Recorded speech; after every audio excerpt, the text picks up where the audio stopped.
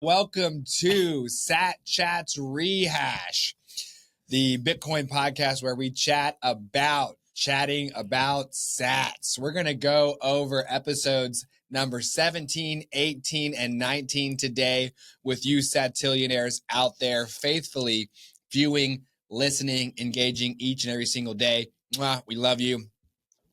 We're going to talk about what the themes were for each episode, what some of the key takeaways are, anything that we messed up or said wrong. We're going to get that nice and cleaned up.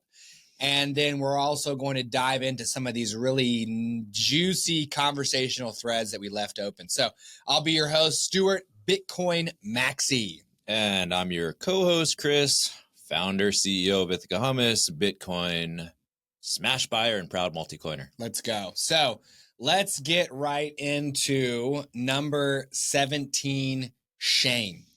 17, Shane. Our chappy theme is Bitcoin as the ultimate savings technology, its role in generational wealth, and the simplicity it brings to personal finance compared to the complexity of the traditional financial system, TradFi. Yeah, so I had Chappie open it up a little bit from just one word. I like that. And I kind of liked its flow a little bit better. Mm-hmm. Helps to remind me that Shane's episode focused on stacking sats over time. Yep. And that's it. Yeah. Like, it's very simple. Mm-hmm. And it's okay that it's simple. It just works. So we could say that if you're looking to consume an episode that is about how Bitcoin is like the best savings account ever, number 17J is the one for you. Shane. Number 17. He's already got number 19, dude. We can't wait to rehash number 19. That's next. Save the best for last. My dad loved Shane's episode because it was clean. It was crisp. He liked the story that Shane told about stacking sats without his wife knowing. That's right. Yeah. And then when she came clean about buying too many clothes, he's like, it's okay, babe. I bought some Bitcoin too. Yeah. And like, he felt it was relatable, and he felt like it was just some good, clean advice for a beginner coming from Shane. All right. So check out number 17, Shane. The 3 core takeaways. Number 1, Bitcoin simplifies wealth preservation. Bam. How do I take these melting ice cube dollars and put them in the meat locker? Yeah. So that they're full dollars when I pull them out later. Right down to absolute zero. Yeah. Kelvin. Yeah. Yes. The hardest money wins. Boom!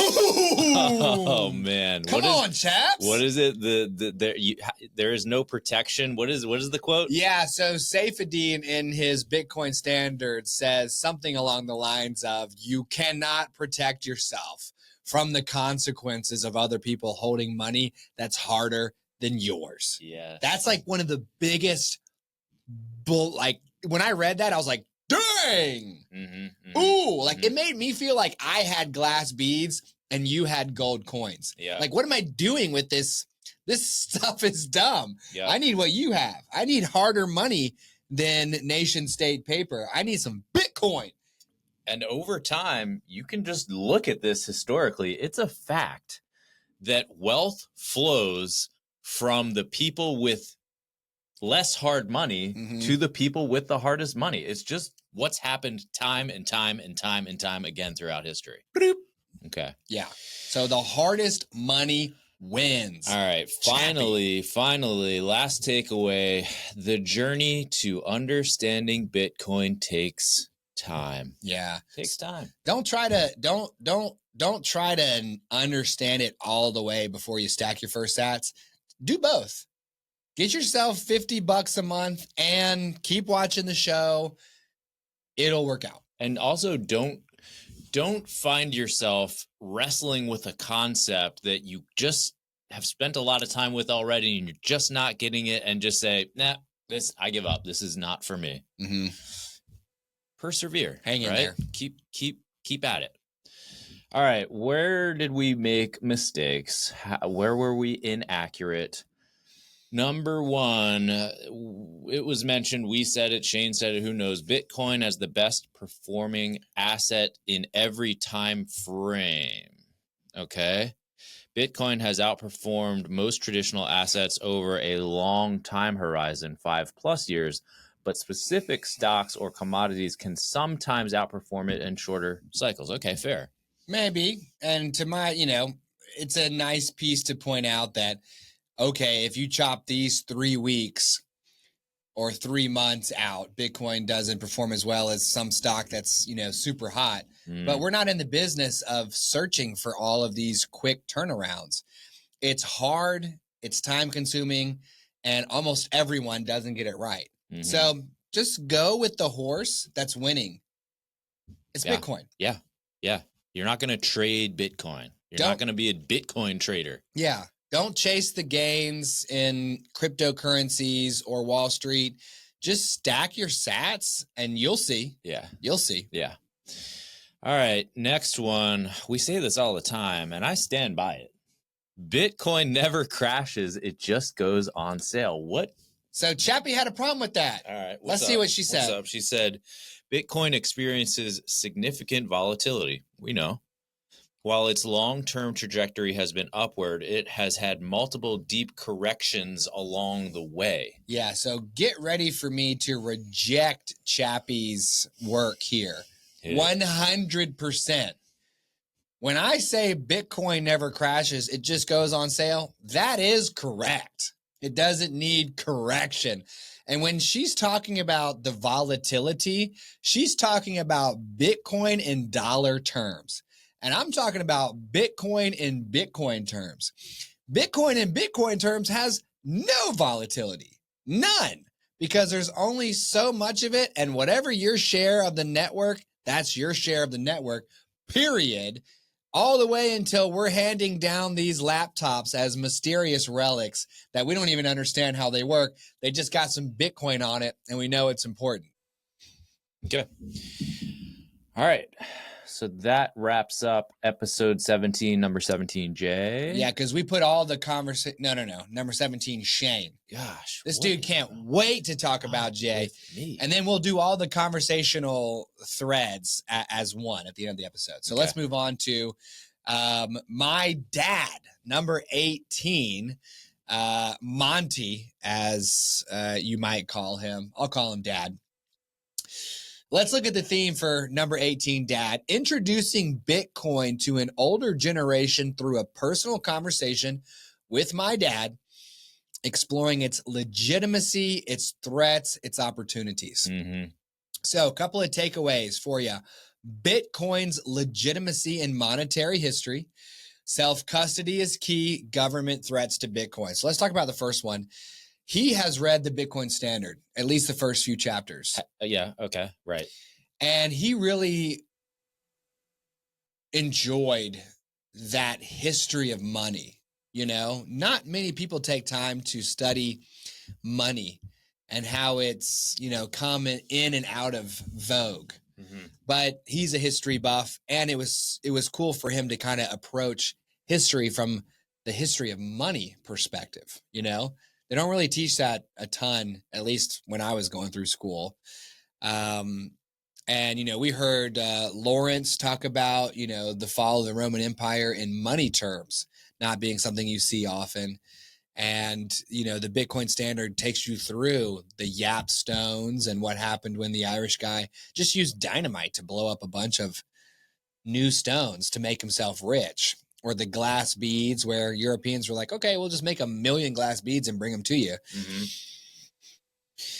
If money is something that man makes, and this was my dad's point, and Bitcoin is money that man has made, it's legitimate. Money is something we make. Yeah. So he could see that Bitcoin is a legitimate money. So we talked about self-custody being key. Interesting. I don't really remember that, but do you remember that at all? Was it somehow connected to his story about burying cash? You know what? That was with my mom, but I do remember that we talked about, I think we talked about 6102 and having to turn in gold. Yes. And since he's a Texan, big Texas dude, I asked him, I was like, what would happen if the federal government told a Texan hey, you need to give us your gold. Yeah. And Dad was like, we'd be like, nah.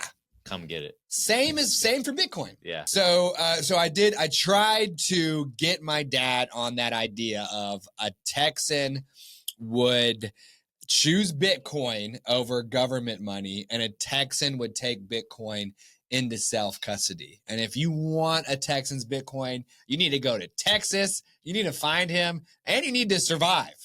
You know, you need to make it past whatever you run into. Come into the interior of his property. Oh my goodness. And good luck finding your way out. Dude. Because Texans are some of the most sovereign individuals in our nation. Is that not correct? Oh, I mean, yeah, absolutely. Right? Absolutely. And I was born in Texas. I was born in Austin. Didn't live there very long.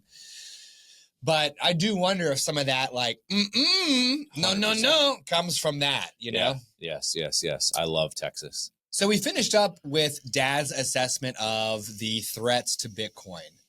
He kind of was talking about SWOT, which is one of those acronyms that I had to hear in corporate America. I'm like, kill me, dude. Strength, weaknesses. I'm like, I don't know what the strengths, weaknesses, opportunities, and threats are of this random bit. Like, kill me. Let's SWOT it. Why am I in this meeting? Let's do a SWOT analysis. But he wanted to do a little SWOT analysis, and we must have covered some of those potential problems. I can't remember what we went over, but it's in there.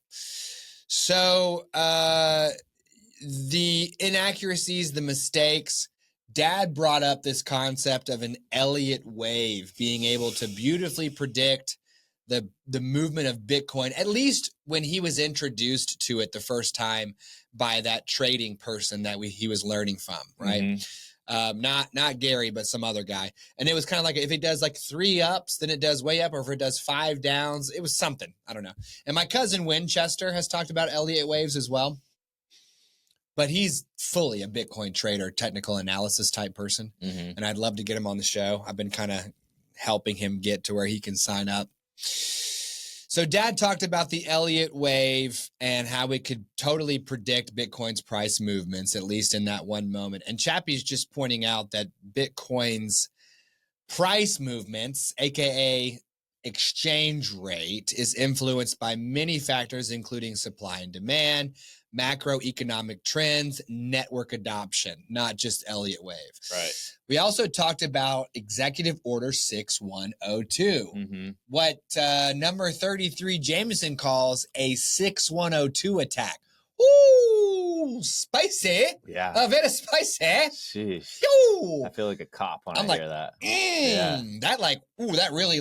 That really places the 6102 order in its right space, which is, it was an attack on American ability to hang on to their own wealth. You must stand guard in some form or fashion against a future 6102 attack. Dude, what are you going to do about it?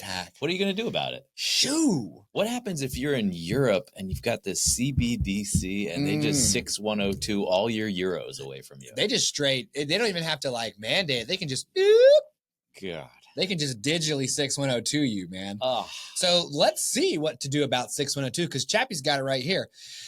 The episode correctly mentions the historical gold confiscation under Executive Order 6102 here in America. Appreciate that. But implies Bitcoin could face a similar fate. Ooh, okay. Chappie going hard.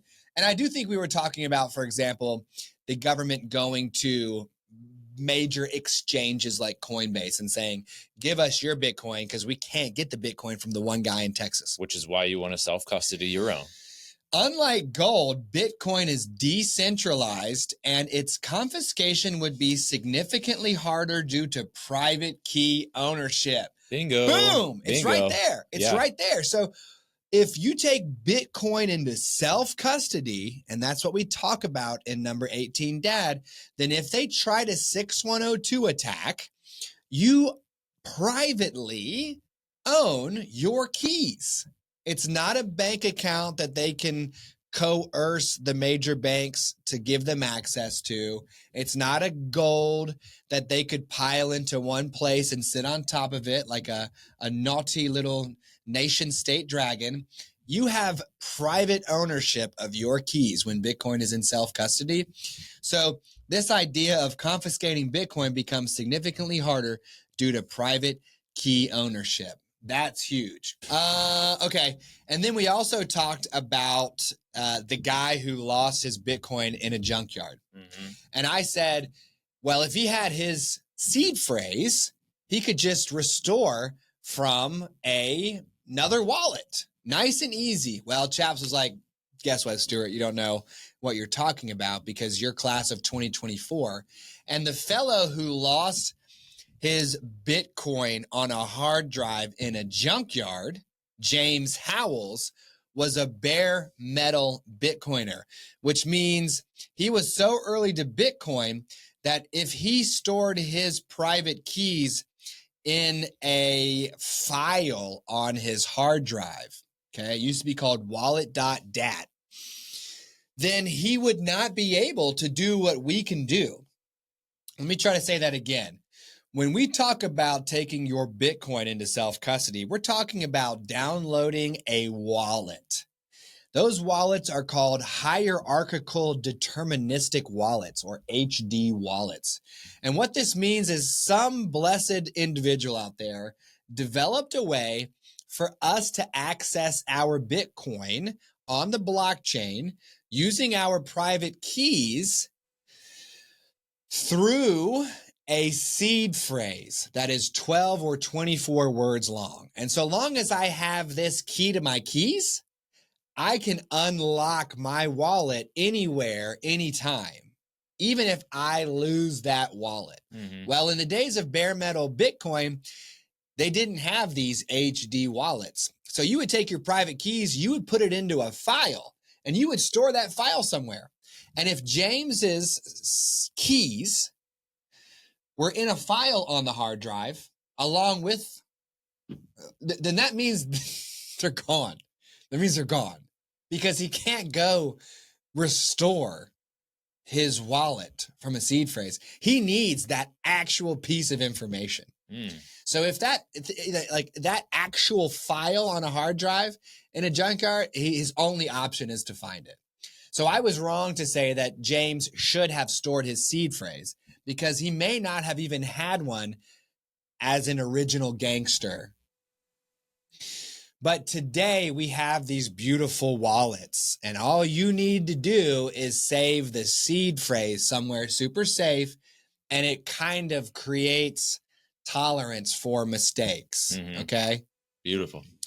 So let's go on to number 19, J. Let's go. Oh my gosh. All right. One of our favorites here at Sat Chats. The theme was Bitcoin skepticism and education, and that was a two-way street. We were getting educated. We were doing our very best to educate Jay, who was very skeptical. So we introduced Jay as a beginner to Bitcoin.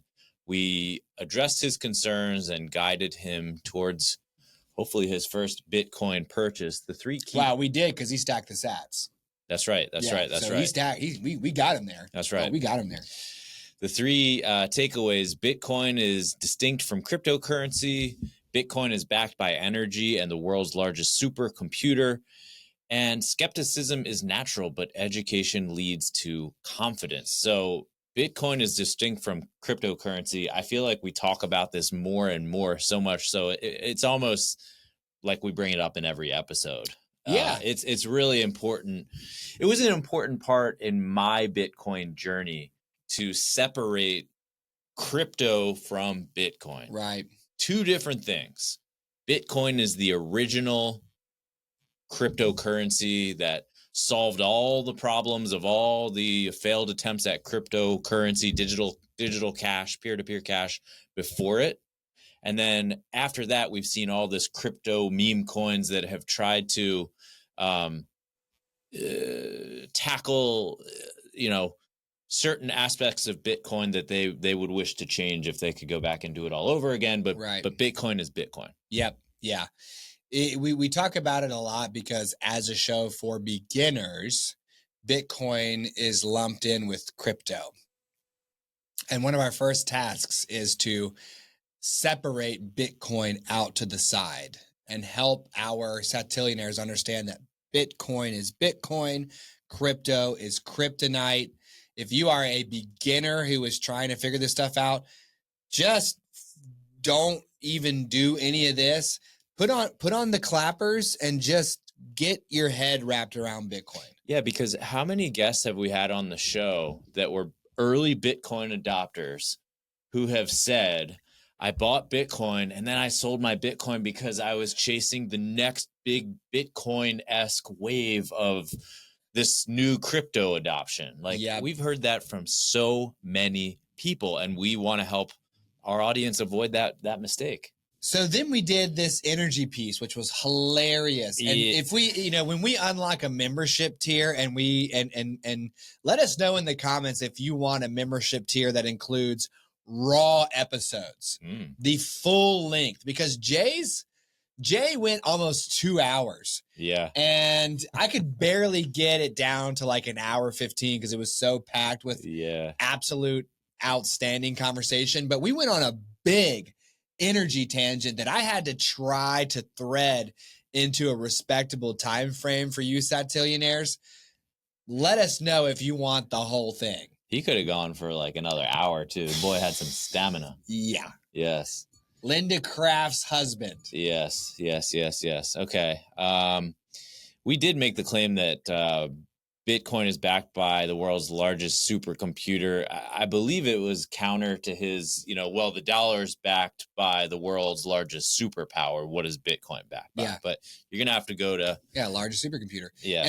And we showed him too how energy goes into the computers mine Bitcoin, and therefore energy, is what powers Bitcoin. Bit of a leap for beginners, but it's there. Yep.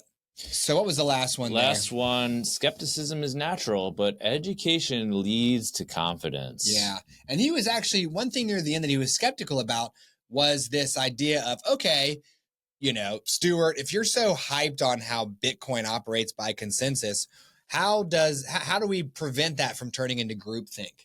And my dad, he thinks the same way. And he loved Jay as well. And he thought it was interesting that number 17 Shane and number 19 Jay were both coaches, not sports coaches, but like life and business coaches. Yeah, life and business and finance coaches. He loved that they both they just came correct. So yep. Hit satchats.com if you're like that and come on the show, because apparently it's pretty good stuff. So he was like, well, what happens when that turns into groupthink?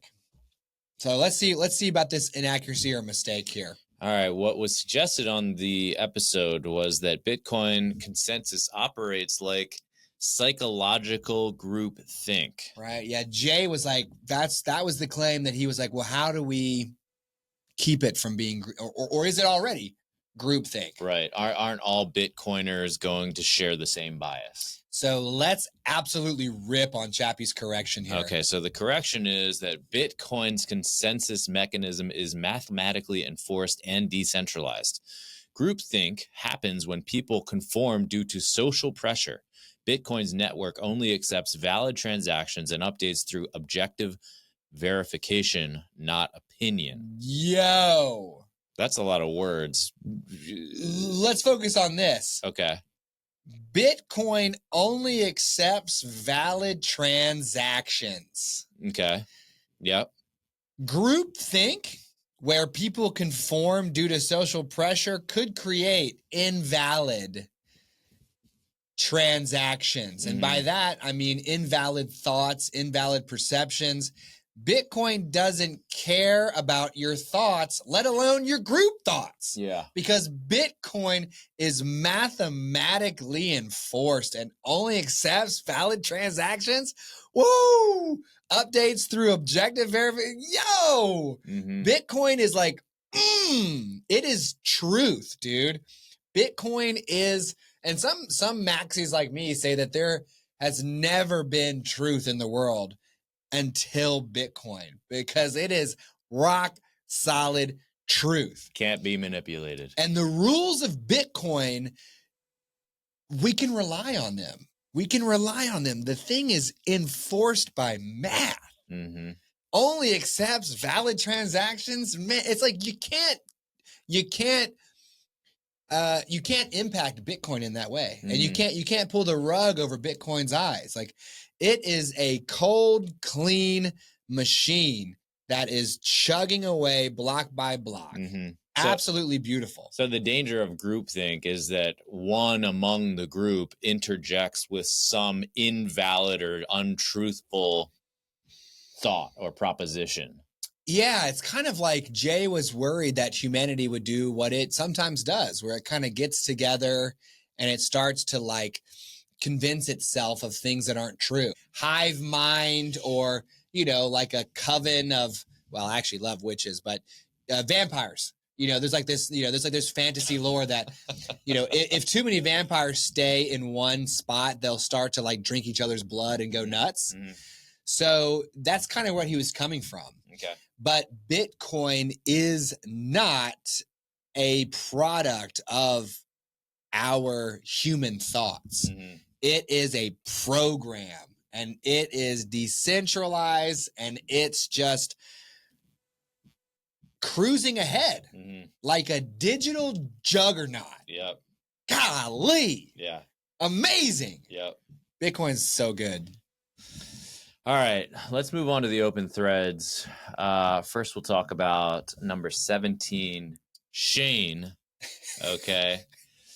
We left this one open. Hyper Bitcoinization. The episode briefly touched on what a world fully on a Bitcoin standard would look like, but didn't explore potential challenges in depth. Okay, so for our satillionaires, hyper Bitcoinization is a multi-syllabic word that's talking about what happens if everyone everywhere adopts Bitcoin.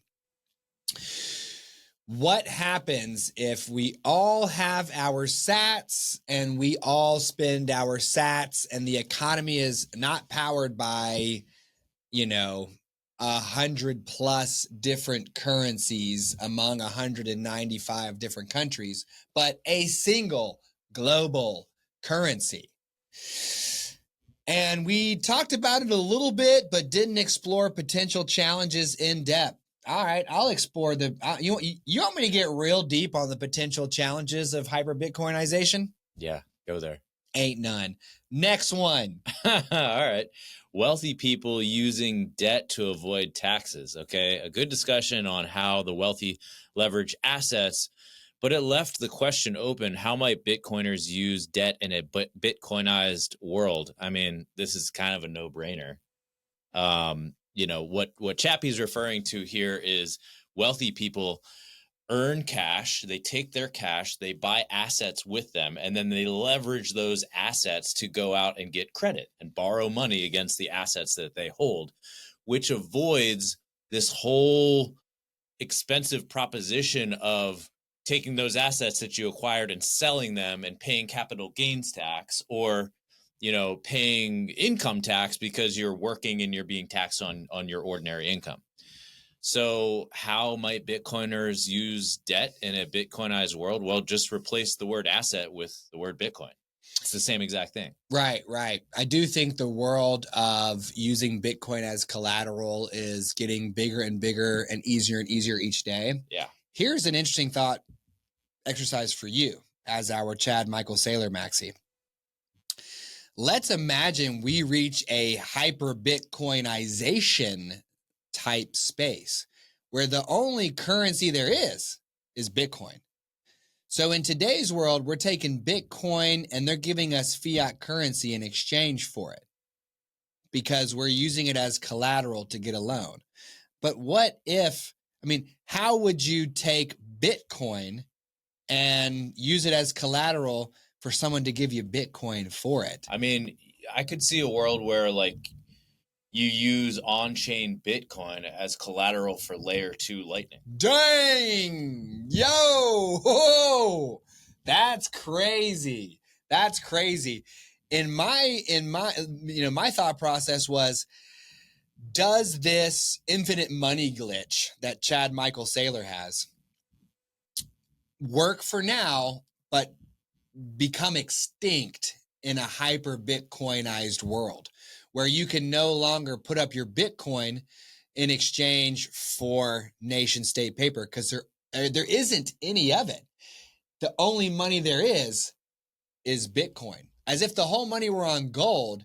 I can't put a gold bar up to go get gold coins because it's a hard money.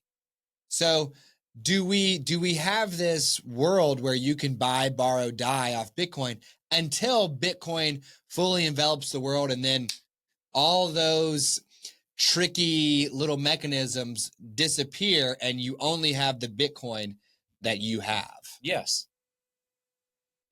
I mean, at some point in time, if Bitcoin is all there is, the winner is going to be the person who has the most Bitcoin. Right. But your ability to leverage Bitcoin to trade into other assets will decrease. Yeah, I think you would need to pay people in Bitcoin for their work. Yeah. Because we only would have Bitcoin. Yeah. So, but very interesting take on like, well, hey, let me get some sats. Let me get some lightning on top of my That's crazy. Yeah. All right. So, number 18, dad, Bitcoin for daily use. And this is what my dad talks about all the time. My dad's like, you guys got defensive again on the show today about how Bitcoin is digital cash, and you just need to say that you can't spend it on stuff. And I'm like, no, Dad, I will literally knife in teeth die on this hill and laugh as you cut out my heart because Bitcoin is digital cash. So his concern was that Bitcoin, couldn't be used in day-to-day transactions. It doesn't provide him monthly returns the same way his mobile homes do, right? He charges rent for that. And he can't go and spend it immediately, So it's kind of like we were really... He can maybe kind of understand it from a generational wealth perspective, but like many guests who are beginners, he was like, yeah, but what can I buy with it? Yeah, and it doesn't cash flow. So what do you got to say to that? I mean, I think if you're looking for an asset that cash flows, you can go find those things, but the return overall is not going to be the return that you would experience by holding Bitcoin.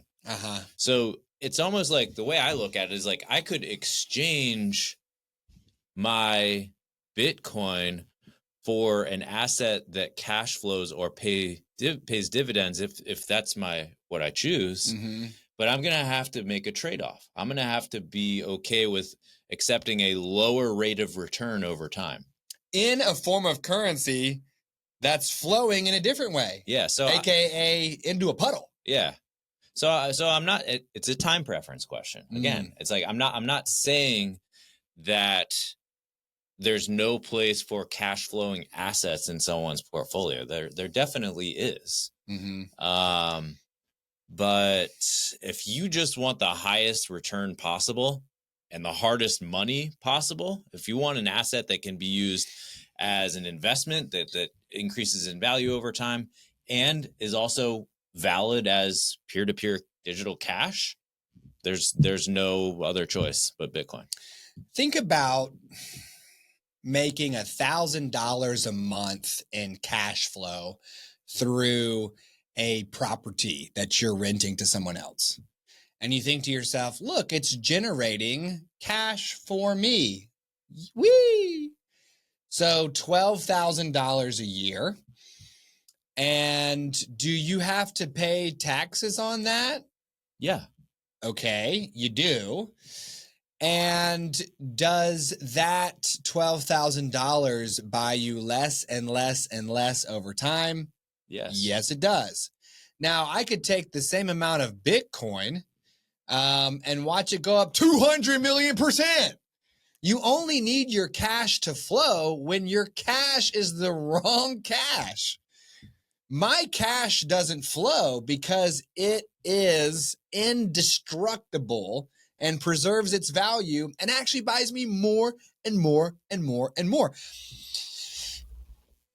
Your cash needs to flow because your cash is melting away. You know, people talk about, oh, cash is liquid. Yeah, it is. It's a puddle. Okay. And you're losing it even as you think you're holding on to it. So it must flow. You must get more cash because your cash is just leaving you, right? So people talk about cash flow. Well, guess what? My Bitcoin is cash grow. Do you know what I mean? Yeah. My share of the world's economy is growing every second as people adopt the Bitcoin network more and more and more. Your cash needs to flow because your cash cannot grow. Mm-hmm. That rhymes too. Cash flow, cash grow.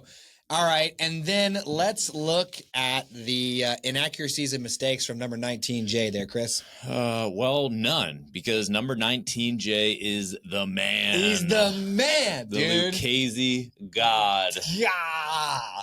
And we still need to cut that short for you all where he just puts his cowboy boot right up on the table. Yes. That dude is the absolute man, and we cannot wait for him to come back in 9 months.